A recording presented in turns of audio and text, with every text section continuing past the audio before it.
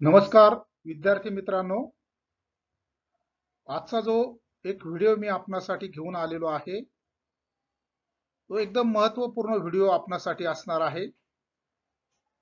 प्रथम वर्ष अभियांत्रिकी व्यवसायामध्ये जे प्रशिक्षणार्थी आता परीक्षेला बसणार आहेत त्यांच्यासाठी अभियांत्रिकी चित्रकला या विषयातील सीबीटी साठी महत्त्वाचे विचारले जाणारे जे इम्पॉर्टंट एमसीक्यू आहेत त्या एमसीक्यू विषयी आपण आजच्या या व्हिडिओमध्ये चर्चा करणार आहोत।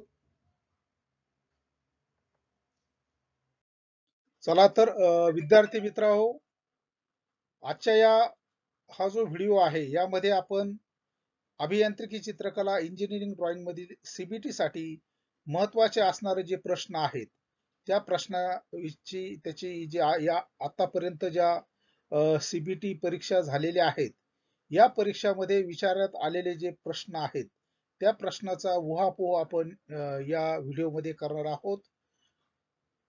प्रशिक्षणार्थी मित्रो, जे प्रश्न जनरली विचारले गेलेले आहेत, conventional science of materials and symbols हा एक महत्त्वपूर्ण टॉपिक आहे की ज्या टॉपिकवर या कन्व्हेन्शनलवर प्रत्येक परीक्षेमध्ये प्रश्न विचारण्यात आलेला आहे। त्यासाठी आपण हा कन्व्हेन्शनल चार्ट जो आहे हा कन्व्हेन्शनल चार्ट आपण चांगल्या पद्धतीने अभ्यास करून याच्यातले जे वेगवेगळ्या प्रकारचे सायन्स दिलेले आहेत ते आपण स्पष्टपणे अभ्यासून करायचे आहेत। जो प्रश्न विचारले गेलेला आहे, identify the conventional symbol of material, सामग्रीचे कन्व्हेन्शनल चिन्ह ओळखा, हा सिम्बॉल दिलेला आहे। हा सिम्बॉल जर बघितलं तर हा जो आपल्याकडे टेबल उपलब्ध आहे यामध्ये ग्लास साठी हा सिम्बॉल वापरला जातो, त्यामुळे डी पर्याय हे या प्रश्नाचं योग्य उत्तर आहे। या ठिकाणी आपल्याला दिसतोय की हा जो सिम्बॉल आहे हा सिम्बॉल काचेचा सिम्बॉल आहे, हा बरोबर या सिम्बॉलशी मॅच होत आहे। पुढील प्रश्न आहे सेम पॅटर्नवर आधारित प्रश्न आहे, identify the conventional symbol of material, सामग्रीचे कन्व्हेन्शनल चिन्ह ओळखा। या ठिकाणी जर बघितलं आपण तर हा जो सिम्बॉल आहे या स्टीलच्या सिम्बॉलशी मॅच होत आहे। इथं स्टील जो धातू किंवा स्टील, कास्ट आयर्न, कॉपर आणि इट्स अलॉय दर्शवण्यासाठी हा हॅचिंग सिम्बॉल वापरला जातो, कन्व्हेन्शन वापरलं जातं। तर ए पर्याय हे या प्रश्नाचं योग्य उत्तर आहे। पुढील प्रश्न सेम पॅटर्नचा आहे, आयडेंटिफाय द कन्व्हेन्शनल सिम्बॉल। या ठिकाणी आपल्याला हा सिम्बॉल दिलेला आहे, हा सिम्बॉल जर आपण मॅच केला तर जो वूड किंवा प्लायवूड आपण ज्याला म्हणतो या सिम्बॉलशी हा सिम्बॉल मॅच होत आहे, म्हणजेच वूड। बी पर्याय हे या प्रश्नाचं योग्य उत्तर आहे। पुढील प्रश्न आहे सेम पॅटर्नचा प्रश्न आहे, identify the conventional symbol of material, सामग्रीचे कन्व्हेन्शनल चिन्ह ओळखा। याच टेबल मधील कॉन्क्रीट हा जो सिम्बॉल आहे हा सिम्बॉल याच्याशी मॅच होतोय, म्हणजेच या टेबल मधील कॉन्क्रीट हे याचं सांकेतिक चिन्ह आहे, म्हणजेच ए पर्याय कॉन्क्रीट हे या प्रश्नाचं योग्य उत्तर आपल्याला या ठिकाणी स्पष्ट होत आहे। पुढील प्रश्न आहे सेम पॅटर्नचा आहे, identify the conventional symbol of material, सामग्रीचे कन्व्हेन्शनल चिन्ह ओळखा। तर या ठिकाणी आपण हा सिम्बॉल जर बघितला, जे लिक्विड, वॉटर आणि केरोसिन याच्यासाठी जो सिम्बॉल आहे, म्हणजेच या पर्यायामधलं डी पर्याय वॉटर हे आपलं योग्य उत्तर या ठिकाणी होईल। पुढील प्रश्न आहे, identify the name of the prism, प्रिझमचे नाव ओळखा। या ठिकाणी या प्रिझमच्या जर आपण बाजू बघितल्या तर या प्रिझमला 6 बाजू आहेत। आपल्या निमी बुक मधून आपण त्याचा रेफरन्स घेण्यात आलेला आहे। तर हेक्सागोनल प्रिझम बी हा या प्रश्नाचं योग्य उत्तर आहे, म्हणजे हा जो प्रिझम आहे हा हेक्सागोनल प्रिझम आहे। पुढील प्रश्न आहे, identify the name of prism, प्रिझमचे नाव ओळखा। या ठिकाणी वेगवेगळ्या प्रकारचे जे प्रिझम आहेत, रेक्टँग्युलर प्रिझम आहे, स्क्वेअर प्रिझम आहे, ट्रायंग्युलर प्रिझम आहे, पेंटागोनल प्रिझम आहे। तर हा आपला बरोबर स्क्वेअर प्रिझमशी मॅच होतो, म्हणजेच सी पर्याय हे या प्रश्नाचं योग्य उत्तर आहे। ह्या एरोने आपल्याला दिसतंय की स्क्वेअर प्रिझम ही आकृती याच्याशी मॅच होत आहे। सी हे प्रश्नाचं योग्य उत्तर आपल्याला या ठिकाणी मिळत आहे। पुढील प्रश्न आहे which is the title block position is correct as standard practice. कोणते शीर्षक ब्लॉक योग्य आहे. या ठिकाणी जर आपण बघितलं layout drawing sheet as standard practice sufficient margin are to be provided on all sides of the drawing sheet. तर या ठिकाणी आपला जो सी पर्याय आहे, सी पर्यायामध्ये आपल्याला ड्रॉइंग स्पेस या ठिकाणी दिसते, बॉर्डर आहे, नंतर त्याची फ्रेम आहे, त्यानंतर टायटल ब्लॉक. जो टायटल ब्लॉक आहे तो महत्वाचा, जे करेक्ट ड्रॉइंग शीटचा लेआउट असतो तो राईट साईडच्या बॉटमला या ठिकाणी घेतलेला आहे. म्हणजेच हा जो टायटल ब्लॉक दिसतोय राईट साईडला इथे दिसतोय आपल्याला इथं बॉटमला, म्हणजे सी या प्रश्नाचं योग्य उत्तर आपल्याला या ठिकाणी स्पष्ट होत आहे. पुढील प्रश्न आहे कंपास यूज टू ड्रॉ. कंपासचा वापर कशासाठी केला जातो. तर इथं आपल्याला मिळत आहे compass use for drawing large and arcs and also for taking large measurement. तर या ठिकाणी सर्कल काढण्यासाठी, वर्तुळ काढण्यासाठी आपल्याला कंपासचा वापर होतो. हे या ठिकाणी कंपास दाखवलेला आहे, म्हणजेच ए पर्याय या प्रश्नाचं योग्य उत्तर आहे. पुढील प्रश्न आहे identify the name of tool. खालील साधनाचे नाव ओळखा. म्हणजेच आपल्याला आपल्या ट्रेड रिलेटेड जे हँड टूल्स असतील त्याचाही अभ्यास करणं गरजेचं आहे. या ठिकाणी जर बघितलं तर आपण ट्राय स्क्वेअर ही आकृती आपल्याला इथं मॅच होते, म्हणजेच डी पर्याय हे या प्रश्नाचं योग्य उत्तर आपल्याला या ठिकाणी मिळत आहे. पुढील प्रश्न आहे which drawing dimension is correct as per IS standard. IS मानकानुसार कोणते रेखांकन आकारमान योग्य आहे. म्हणजे या ठिकाणी जे ए बी सी आणि डी पर्याय जो दिलेला आहे यामध्ये जे माप दिलेली आहेत ती कोणत्या योग्य पद्धतीने दिलेली आहे. तर आपल्याला सी पर्याय हा या ठिकाणी मॅच होतोय. म्हणजेच जी माप दिलेली आहेत या ठिकाणी मापाचं वेगळ्या ठिकाणी देण्यात आलेली आहेत, तशी या ठिकाणी मापाचं जे योग्य पद्धत हवी ती नाहीये. तर डी मध्ये नाहीये, म्हणजेच आपला जो सी पर्याय आहे, सी पर्याय हे या प्रश्नाचं योग्य उत्तर आपल्याला या ठिकाणी मिळालेलं आहे. पुढील प्रश्न आहे identify the name of instrument. साधनाचे नाव ओळखा. तर या ठिकाणी आपण बघितलं तर प्रोट्रॅक्टर, प्रोट्रॅक्टर हे साधन याचं नाव आहे. म्हणजेच ए पर्याय हा आपला जो आहे हा ए पर्याय या ठिकाणी आपला मॅच होत आहे. तर या प्रश्नाचं ए हे उत्तर आहे. पुढील प्रश्न आहे what is the trim size of A4 sheet size. A4 शीटचा ट्रिम केलेला आकार किती असतो.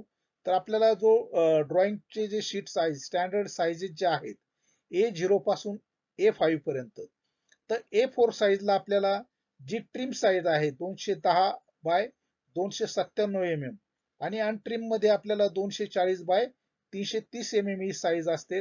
म्हणजेच आपलं डी पर्याय 210 बाय 297 हे ट्रिम साइजचं A4 साइजचं योग्य माप आहे. पुढील प्रश्न आहे identify the name of set square. Set स्क्वेअरचे नाव ओळखा. या ठिकाणी जर आपण बघितलं तर हा जो सेट स्क्वेअर आहे 45 डिग्रीचा सेट स्क्वेअर आहे. दुसरा जो सेट स्क्वेअर असतो 30 60 90 चा असतो. तर बी पर्याय 45 डिग्री सेट स्क्वेअर हे याचं आपल्याला योग्य उत्तर मिळत आहे. पुढील प्रश्न आहे identify the name of the tool. खालील साधनाचे नाव ओळखा. आकृती दिलेली आहे. ही आकृती जर आपण बघितली तर बॉल पिन हॅमर, म्हणजेच डी पर्याय हा योग्य पर्याय या ठिकाणी आपल्याला या प्रश्नाचं योग्य उत्तर मिळत आहे. पुढील प्रश्न त्याच प्रकारचा आहे. अभियांत्रिकी साहित्य आणि साधनामधील जे आपले हँड टूल्स आहेत त्यामध्ये साधनाचे नाव ओळखा. तर एक आकृती दिलेली आहे आपल्याला या ठिकाणी, 4 पर्याय दिलेले आहेत. यापैकी मॅलेटचा जो आकार आहे तो याच्याशी मॅच होतोय. म्हणजे बी पर्याय हे या प्रश्नाचं योग्य उत्तर आपल्याला मिळालेलं आहे. पुढील प्रश्न आहे identify name of the tool. साधनाचे नाव ओळखा. जर आपण बघितलं तर ओपन एंड स्पॅनर हा जो आकार आहे तर ए पर्याय ओपन एंड स्पॅनर हे याचं करेक्ट अल्टरनेटिव्ह योग्य उत्तर आपल्याला या ठिकाणी मिळत आहे. पुढील प्रश्न आहे which dimension correctly mark in the circle as per standard. मानकानुसार वर्तुळात कोणता परिमाण योग्यरित्या चिन्हांकित केला आहे. म्हणजे ज्या ठिकाणी वर्तुळाचं जे माप दिलेलं आहे व्यासाचं ते कोणतं बरोबर आहे. तर सी पद्धतीने त्याचं माप दिलं जात नाही, बी पद्धतीने दिलं जात नाही, डी पद्धतीने दिले जात नाही. तर योग्य जे डायमेन्शनिंग टेक्निक आहे यामध्ये आपल्याला दिसतंय की जो वर्तुळाचा व्यास आहे हा या पद्धतीने दाखवलेला आहे. म्हणजेच ए पर्याय या प्रश्नाचं योग्य उत्तर आपल्याला मिळालेलं आहे. पुढील प्रश्न आहे, which drawing dimension is correct as per standard drawing practice? मानकानुसार कोणते रेखांकन आकारमान योग्य आहे? तर या ठिकाणी आपल्याला जो सी पर्याय आहे यामध्ये जी माप दिलेली आहेत आपल्याला या ठिकाणी जी माप दिसत आहेत, हे माप आहे, हे माप आहे, हे योग्य पद्धतीने अलाइन सिस्टीमने माप दिलेली आहेत, ती या ठिकाणी मॅच होत आहेत. म्हणजेच सी पर्याय या ठिकाणी बरोबर आहे, कारण की इतर पर्यायामध्ये जी माप दिलेली आहेत ती माप देण्याच्या पद्धतीचा योग्य नियमांचा वापर करून दिलेली नाहीत. पुढील प्रश्न आहे, which arrow head is correct as per standard? मानकानुसार कोणते बाणाचे डोके योग्य आहे? तर या ठिकाणी आपल्याला ए पर्याय हा चुकीचा दिसतोय. बी पर्याय आपल्याला या ठिकाणी मॅच होताना दिसतोय, जो एरो क्लोज केलेला आहे या ठिकाणी दाखवलेले जे डायमेन्शन आहे तो पर्याय आपल्याला या ठिकाणी मॅच होतो. म्हणजे बी पर्याय हे या प्रश्नाचं योग्य उत्तर आपल्याला मिळालेलं आहे. पुढील प्रश्न आहे, आयडेंटिफाय द लाईन बी. या ठिकाणी जी आकृती दिलेली आहे ही आकृतीची बी रेषा कोणती आहे आपल्याला या ठिकाणी ओळखायचं आहे. म्हणजेच या ठिकाणी ही जी बी लाईन दिलेली आहे याने माप दिलेला आहे, म्हणजे आपल्याला ती डायमेन्शन लाईन आहे. म्हणजेच डी पर्याय हा योग्य पर्याय या प्रश्नाचं आपल्याला उत्तर मिळत आहे. पुढील प्रश्न आहे, identify the name of the triangle. त्रिकोणाचे नाव ओळखा. तर या ठिकाणी आपण आकृती बघितली तर आपल्याला हा काटकोन त्रिकोण दिसतोय.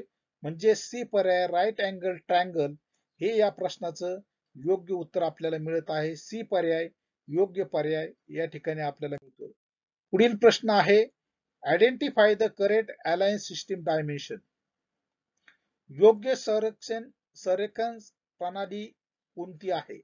या ठिकाणी आपल्याला सी पर्याय बरोबर आहे. जे माप दिलेली आहे ती वरची जी माप आहे अलाइन सिस्टीम मधील, तर आपल्याला जी माप देतो आपण ती पॅरलल याच्यामध्ये द्यायची असतात. प्रिफिलवी नियर मिडल म्हणजे माप रेषेच्या मध्यभागी अलाइन सिस्टीम मध्ये आपण माप देत असतो. तर सी पद्धत ही जी अलाइन सिस्टीम आहे ही पद्धत वापरण्यात आलेली आहे. सी ही या माप देण्याची योग्य पद्धत आहे. इतर ठिकाणी माप वेगळ्या पद्धतीने दिलेली आहेत. इथे मापरेषा तोडून दिलेली आहेत. ही बरोबर मापरेषेच्या मध्यभागी वरच्या बाजूने वाचता येतील आणि व्हर्टिकल बाजूने वाचता येतील अशी जी माप दिली जातात त्याला आपण अलाइन सिस्टीम ऑफ डायमेन्शनिंग असं म्हणतो. म्हणजे सी पर्याय हे या प्रश्नाचं योग्य उत्तर आपल्याला मिळालेलं आहे. पुढील प्रश्न आहे, which is the single stroke implied letter A is correct as per IS standard. IS मानकानुसार कोणते सिंगल स्ट्रोक कलते अक्षर आहे? तर आपल्याला हा जो अँगल दिलेला आहे 7.5 आणि 5 ब्लॉक दिलेले आहेत. तर ए हे जे अक्षर आहे 7.5 म्हणजे बी पर्याय आपला या ठिकाणी याचं उत्तर बरोबर आहे. ए मध्ये हा डायरेक्शन चुकलेली आहे. या ठिकाणी भाग वेगळा दाखवण्यात आलेला आहे. तर याच्यामधलं जे अंतर आहे ते डी मधलं ते रेशो 7.8 न जाता वेगळा रेशो या ठिकाणी आहे. म्हणजे बी पर्याय हे या प्रश्नाचं योग्य उत्तर आपल्याला मिळत आहे. Identify the name of the tool. साधनाचे नाव ओळखा. तर या ठिकाणी हे साधन जर बघितलं तर कटिंग प्लायर म्हणजेच ए पर्याय हे या प्रश्नाचं योग्य उत्तर आपल्याला या ठिकाणी मिळत आहे. तर विद्यार्थी मित्रांनो, येणाऱ्या सीबीटी मध्ये जे महत्वाचे प्रश्न आपल्याला विचारले जातील त्याविषयी आपण यामध्ये कन्क्लुजन करणार आहोत. निष्कर्षापर्यंत येणार आहोत की जी इम्पॉर्टंट टॉपिक्स आपल्याला परीक्षेसाठी करणं गरजेचं आहे. मटेरियल कन्व्हेन्शनल जे सायन्स अँड सिम्बॉल्स आहेत याची तयारी आपण करावी. लेटरिंग वर प्रश्न असू शकेल, सिंगल स्ट्रोक किंवा डबल स्ट्रोक, इन्क्लाइड किंवा व्हर्टिकल लेटरिंग. त्यानंतर ड्रॉइंग इन्स्ट्रुमेंट्स, जे ड्रॉइंग इन्स्ट्रुमेंट्स आहेत त्यामध्ये एखादं ड्रॉइंग इन्स्ट्रुमेंट सीबीटी मध्ये असेल त्याची आकृती दिलेली असेल आणि ते आपल्याला आयडेंटिफाय करायचं असेल. त्यानंतर ड्रॉइंग शीट्स अँड लेआउट्स वेगवेगळ्या प्रकारचे A4 A0 ते नंतर टायटल ब्लॉक याविषयी प्रश्न असू शकतात. नंतर डायमेन्शनिंग मापे देण्याचे तंत्र, मापे देण्याच्या पद्धती, बाण कसा काढावा यावर प्रश्न असू शकतात. त्यानंतर जॉमेट्रिकल शेप्स, त्रिकोण, चौकोन, आयत यावर प्रश्न असू शकतात. त्यानंतर ट्रेड रिलेटेड ड्रॉइंग आणि सिम्बॉल मध्ये ट्रेडच्या रिलेटेड जेवढे हँड टूल्स आहेत ते हँड टूल्स आपण बघायचे आहेत. Identify the correct hand tools. त्यानंतर आपल्या ट्रेडशी संबंधित जे वेगवेगळ्या प्रकारचे सिम्बॉल्स असतील, उदाहरणार्थ इलेक्ट्रिकल ट्रेड ग्रुप असतील तर इलेक्ट्रिकल ट्रेड सर्किट सिम्बॉल्स किंवा इलेक्ट्रॉनिक कॉम्पोनंट सिम्बॉल्स किंवा मेसन ट्रेड असतील त्या ट्रेडच्या संबंधित सिम्बॉल, प्लंबर ट्रेड असेल त्याच्याशी रिलेटेड सिम्बॉल्स, वेल्डर ट्रेड्स असेल त्याच्याशी रिलेटेड सिम्बॉल्स आपल्याला सीबीटी परीक्षेमध्ये इंजिनिअरिंग ड्रॉइंगच्या भागामध्ये 1 ते 6 प्रश्नामध्ये हे जे वरील टॉपिक आपण डिस्कस केलेले आहेत याच्यावरील प्रश्न आपल्याला विचारले जाऊ शकतात.